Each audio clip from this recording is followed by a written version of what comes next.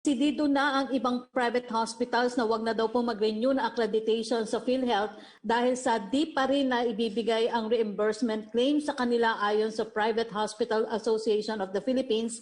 Ano po ang tugon ng Administrasyon Duterte dito? Nakarating na po ba ito sa Pangulo at ano po ang reaksyon ng punong ehekutibo? Similar question with Pia Gutierrez ng ABS-CBN. Nako, hindi ko na po alam kung anong sasabihin dyan. Dahil bilang nagtulak po ng universal healthcare, no? Ang pondo naman po na nanggagaling sa PhilHealth, yan po isang ayon sa universal healthcare at hindi lang po yan nanggagaling sa premiums, no? Yan po yung nanggagaling din sa mga buwis ng taong bayan, kasama na dyan yung proceeds ng sin taxes, yung appropriation ng DOH, at saka yung kita ng PCSO at saka PAGCOR. So sa akin po, hindi po nagkukulang talaga.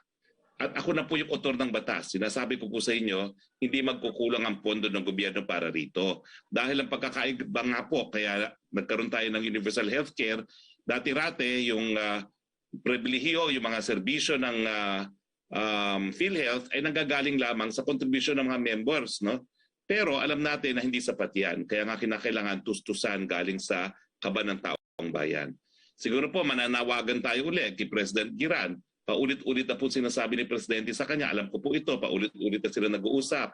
Hayaan mo nang bayaran ng bayaran yan. Dahil sa panahon ng pandemya, talagang magkakagulo at magkakaroon ng kakulangan kung ang mga pribadong hospital ay hindi kasama sa universal healthcare. No?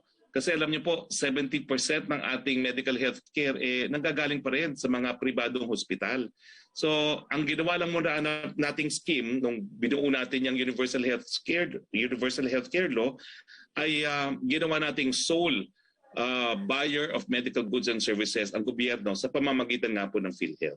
So, hindi po magtatagumpay ang universal healthcare kung wala ang kooperasyon ng mga pribadong hospital dahil mas marami po ang nagbibigay ng serbisyo sa atin ngayon na pribadong hospital kaysa sa panggobyernong hospital.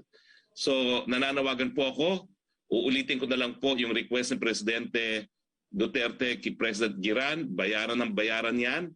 At ako po'y nakikiusap naman sa mga pribadong hospital. Paulit-ulit naman po na pinapakita ni Presidente ang suporta niya sa mga pribadong hospital dahil kinikilala po natin na mas maraming umaasa ngayon sa mga pribadong hospital kaysa doon sa mga numero ng pampublikong hospital.